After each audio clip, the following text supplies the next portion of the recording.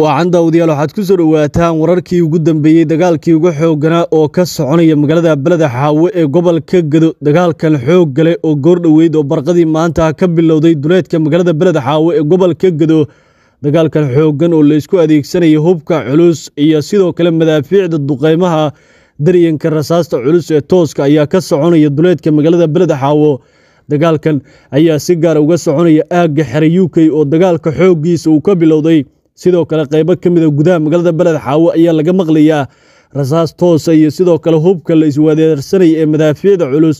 oo si weyn halkaasi looga maqlayo. sidoo kale waxaa hubka culus ee madaafiicda ay ku socdaan aagga tuulada Miracle, Kaam Ajuuraan iyo sidoo kale duqeymo culus oo si weyn aagagaasi la isku dhaafsaday. sidoo kale waxaa madaafiic lagu garaacay aagga warshada isbuunyada oo qiiq xooggan uu ka baxayo. sidoo kale waxaa jira dagaalka aaga kala duwan oo si weyn isugu sii fidinayo. dagaalkan ayaa xooggiisa la isku adeegsanaya duqeymaha madaafiicda iyo sidoo kale daryanka rasaasta ah ee ka socoto duleedka xere UK ee dagaalka xooggiisa uu ka bilowday maanta. sidoo kale waxaa dagaalkan uu ka soconaya ilaa iyo 3 aag oo kala duwan oo rasaasta xooggeeda xilligan laga maqlayo. sidoo kale ciidamada labada dhinac waxaa jira khasaare hordhaca la soo warinaya dhimasho iyo dhaawac bale oo soo kala gaaray. sidoo kale waxaa jira waxyeello xooggan oo magaalada gaartay taasi oo sabab u ah duqeymaha madaafiicda xoogga leh ee ku dhacaya gudaha magaalada. hoobiyayaal ayaa la soo warinaya inay ku dhaceen guryo ku yaalla halkaasi. sidoo kale rasaasta la isweydaarsanaya ayaa la soo warinayaa muuqaalo kooban oo la helay in ay gudaha ugu hoobanayaan guryaha dadka kooban ee ku haray gudaha magaalada Balada Xaawe ee gobolka Gado. dagaalkan xoog leh ayaa ah mid aan waxba la isku reeban iyada oo cid walba ay doonayso inay ku fara adeegto dhanka iyo aagaga ay kaga sugan tahay ee magaalada Balada Xaawe. ciidamada Jubbaland ayaa doonaya inay gacanta ku dhigaan xere UK halka ciidamada dawladda oo si weyn xalay dhaqdhaqaaq xooggan uga waday halkaasi ay wadaan weerar ballaaran oo markani ay xoogga ku saarayaan gudaha magaalada Balada Xaawe oo si weyn ay markani dagaal dhowr jiha ugu qaadeen. sidoo kale wararka ayaa tilmaamayay dagaalkan muddada kooban socdo uu si weyn saameyn ugu yeeshay gudaha magaalada Balada Xaawe oo dhammaan kala xiran xilligan dagaalku uu soconayo. xaaladda gudaha magaaladaasi ayaa si weyn u kacsan iyada oo xilli hore ay ka barakaceen dadkii ugu badnaa ee gudaha magaaladaasi. ciidamo gurmadya ayaa ku wajahan labada dhinac. sidoo kale dowladda federaalka ayaa la soo warinayaa in diyaarado ay ku sido hub iyo rasaas noocyadooda kala duwan la filayo in goordhow ay gaarto gobolka Gado. sidoo kale gurmadyo ciidamo ka mid ah Jubbaland ayaa ku wajahan Balada Xaawe oo doonaya in dagaalkan ay qayb ka noqdaan. mid ka mid ah saxafiyiinta ka howlgala degmada Balada Xaawe ee gobolka Gado ayaa ka warbixisay iyo xogii ugu dambeeyay xaaladda dagaal ee magaalada ayaan kula wadaagi doonaa daawade. nagu soo biir marka hore oo subscribe de boggan si aad marwaliba halkan kala socoto wararkii ugu dambeeyay guud ahaan giyiga Soomaalidu ay degto iyo sidoo kale wararka caalamka warbixino dhacdooyin iyo xogo xasaasi ah ayaan halkani ku baahinaa daawadayaal.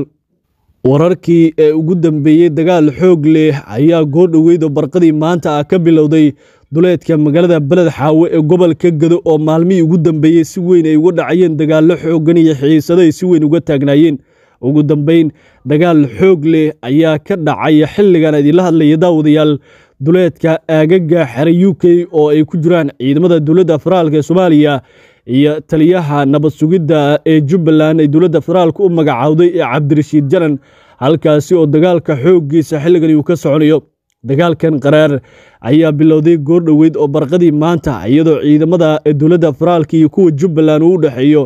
dagaalkan oo ilaa iyo 3 aag ka soconaya ayaa ah hareeraha xere UK iyo sidoo kale qaybo ka mid ah xaafadaha hore ee magaalada Balada Xaawe ee dhanka iyo xere UK xiga iyadoo si weyn dagaalkan la isku adeegsanayo hubka culus ee duqeymaha madaafiicda oo la maqlayo iyo sidoo kale daryanka rasaasta tooska ah. iyada oo dagaalkan xooggiisa la soo warinayo in uu ku wajahan yahay hubka waaweyn ee madaafiicda oo waxyeello xoog leh u geystay qaybo ka mid ah gudaha magaalada Balada Xaawe oo si weyn dhinacyada kala duwan madaafiicdan ay u saameeyeen. waxaa la arkayaa olol iyo qiiq xooggan oo ka baxaya afaafka hore ee duleedka xere UK mid ka mid ah gaadiid ee ku sugnaa. sidoo kale waxaa la arkayaa qiiq xooggan oo ka baxaya qaybo ka mid ah xaafadaha magaalada Balada Xaawe oo ah hubka waaweyn ee duqeymaha madaafiicda la isku adeegsanayo. xalay waxaa idinla wadaagnay xogta ku aadan in dagaalka xiga uu noqonayo mid si weyn uga duwan dagaalkan oo la isku adeegsanayo hubka waaweyn ee madaafiicda ah iyadoo xalay gudaha magaalada Beled Xaawo ay gacanta ku dhigeen sidoo kalena ay soo bandhigeen ciidamada Jubbaland hubka waaweyn ee duqeymaha qaar ka mid ah sidoo kale dowladda federaalka Soomaaliya ciidamada ku sugan xeryo UK ayaa haysta hub waaweyn oo difaacyada dagaalka ah si gaarana ah hub halkaasi si weyn loogu daabulay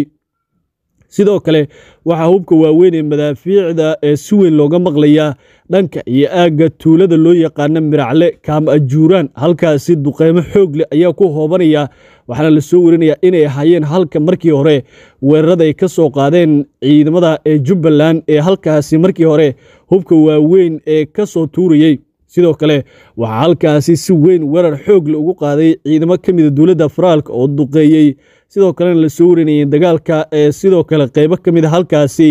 lagu arkayo duqeymaha xooggan ee ku hoobanaya sidoo kale waxaa jira madaafiic lagu garaacay aaga warshada isbuunyada oo qiiq xooggan uu ka baxayo sidoo kalena muujinaya goobaha ee la isku weydaarsanaya madaafiicda ee halkaasi si weyn ugu hoobanayaan dagaalkan ayaa ah dagaal ee si weyn duqeymaha iyo dagaalka tooska ah la isku adeegsanayo waxaana xoogga dagaalkan labada dhinac ay muhiimadda saarayaan jabinta difaacyada hore ee xeryo UK iyo sidoo kale in ciidamada dowladda federaalka qaarkood markan weerar iyo difaac ay u dagaalamayaan iyaga oo qaar ka mid ah xeryaha ku hareeraysan ee xerada sidoo kale halkaasi ciidamo soo dhoobtay halkaasi sidoo kale dagaal ay ka wadaan sidoo kale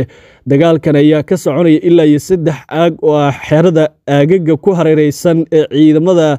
ay saacadii ugu dambeeyay ee xalay ilaa iyo shalay ee aagag horle ka samaysanayeen iyo sidoo kale duleedka hore ee xerada UK halkaasi oo inta badan dagaalka xooggiisa uu ka bilowday sida aan ku helayno xogaha labada dhinac ay tabinayaan sidoo kale ciidamada labada dhinac waxaa jira khasaare hordhac oo la soo warinayo dhimasho iyo dhaawac ayaa jira oo sababay duqeymaha madaafiicda xoogga leh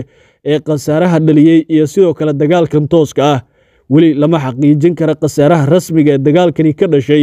balse weli waxaa soconaya hubka waaweyn ee duqeymaha madaafiicda ah iyo rasaasta tooska ah ee ka dhacaysa duleedka magaalada Beled Xaawo ee gobolka Gado oo noqonaysa dagaalkii ee maalin saddexaad ee fooda la isku darayo oo si weyn labada dhinac isugu adeegsanayaan hubka noocyadiisa kala duwan sidoo kale waxaa jira waxyeello xooggan oo magaalada gaaraya awoodda madaafiicdan ayaa si weyn u burburisay qaar ka mid ah guryaha ku yaala magaalada Beled Xaawo oo badi dadkii deganaa ay isaga barakaceen xilli hore dagaalkan xoog leh ayaa muujinaysa saameyntiisa inaana waxba la isku reeban duqeymaha xoog leh ee gudaha magaalada ku hoobanaya iyada oo dagaalkani muddada kooban socdo sidoo kale saameyn xooggan uu ku reebay gudaha magaalada gebi ahaanba waxaa kala xiran isu socodka magaalada dhaqdhaqaaqa iyada oo keliya ay halkaasi noqotay aag dagaal oo ciidamada ugu badan ay soo adeegsanayaan xilli badi dadkii ay ka barakaceen gudaha magaalada gurbadyo ciidan ayaa labada dhinac ku wajahan siday xogaha qaar la helayay tilmaamayaan sidoo kale mid ka mid ah saxafiyiinta ka howlgala gobolka Gado gaar ahaan magaalada Beled Xaawo ee Zamzam oo warbaahin ee maxalliga ee markaasi uga warantay ayaa ka dhawaajisay xaaladda dagaal ee gudaha magaalada Beled Xaawo iyo sida xilligan ay wax u soconayaan wararkii ugu dambeeyay bilowga dagaalkan halka xooggiisa dagaalku uu ku soconayo iyo sidoo kale xaaladda dagaal ee magaalada ka jirta oo si weyn u faahfaahisay xogihii ugu dambeeyay goordhaweyd oo warbaahinta ay la hadashay gordhow ayuu dagaalku qarxay hubka noocyadiisa kala duwanna waa la isku adeegsanayaa shacabkuna ma aragtay inta badan magaalada inay ka baxeen mar hore waa ogtahay laakiin xaaladdu maanta aad bay u adag tahay waa gartay dagaalku ma magaalada oo idil buu ka socdaa mise qaybo ka mid ah oo kaliya maya meesha la isku hayo waa xerada ciidanka militariga ee UK haye marka dagaalka wuu qarxay xabaddu way dhacaysaa hubka culus baa la isku adeegsanayaa xaafadaha qaar ma aragtay inay gubanayaan baa muuqata qiiq baa jira laakiin hadda la iskuma socon karo oo wax laga sheegi karo ma jirto waa gartay ka waran marka magaalada dagaalkan dib uga qarxay markii saddexaad sida looga dareemayo dagaalkan saameyn weyn buu ku leeyahay ganacsatada horumarka deegaanka waxbarasho ma jirto dadkii miyiga ay ma aragtay jiraan xaaladdu way iska adag tahay qof kasta noloshiisa Soomaaliya maanta waxaad ogtahay in ay jirto inuu muruqmaal ay dadku yihiin meel laga soo shaqeynayo malahan goobihii waxbarashada dugsiyadii waa xiran yihiin mana jirto waalidka ilmaha gacanta ugu jiraan awal waalidiintu ilmaha markay waxbarasho aadaan hooyada iyo aabaha inta badan dadku way soo shaqaysan jireen wax ganacsi ma socdo horumarkii dhismihii laamiga iyo garoonkii wuu istaagay xaaladda oo dhan way cakiran tahay waxaad arkaysaa ciidan ordaya ma ogiye horumar iyo development jiro ma jirto maanta beled xaaw waa gartay madaafiic iyo hub culus baad ii sheegtay in magaalada dagaalka socda la isku adeegsanayo ma la ogaaday ilaa hadda xaafadahaas aad ii sheegtay in madaafiicdu ay ku dhaceen wax khasaaraha oo laga soo sheegay wax laga sheegi karo ma jirto waa inay xabaddu istaagto ma aragtay cid dhaqdhaqaaqi karto malahan xilligan oo kale ciidan ma ogiyo qof shacaba madaxa kor uma qaadi karo hataa gawaarida gurmadka oo ma aragtay ambulasta ma socon karaan ilaa ay xabaddu istaagto wax laga sheegi karo khasaaraha malaha saameynta marka magaalada ay ku yeelatay arrintan ka waran gaadiidka gurmadka degdega haddii aysan socon karin dadku sidee bay gurmad ku heli karaan waa ilaa ay xabaddan joogsato odayaasha ma aragtay dhaqanka intaas way hadlayeen waxay ku baaqayeen nabad midba dhinac bay shir u qabanayeen laakiinse ma jirto ilaa iyo hadda wax isku tanaasul ah waa in la sugo in ay xabaddan joogsato oo ninkii awood bata uu haro waayay dhinaca dadka deegaanka ka waran noloshooda iyo saameynta ay yeelatay maxaa waan ah ama dadaalla ah oo arrintan xal looga gaarayo hadda socda ilaa ay dowladda ama Jubbaland mid tanaasusho shacabka haddii ay rabaan sida ay rabaan la yeelayo waxaanoo dhib aba ma uu dhici lahayn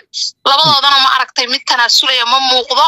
waxay noqonaysaa in ay labadan awoodood oo meesha isku haya uu mid shacabka u tanaasulo mana muuqado midaas iyada ah waa dareemi kartaa inuusan EVC jirin muruqmaalka inaysan soo shaqaysan karin waalidiinta ilmo yar gacanta ugu jiraan ilaa mandheera dadku ay ma aragtay guryahooda inta ka barakaceen ilaa doolow ilaa luuq ilaa tuulooyinka soko ay ma aragtay dadkii ay barakac ku yihiin qofka hataa hanti kasta hadduu haysto mar hadduu gurigiisa ka baxo wuxuu noqonayaa qof barakaca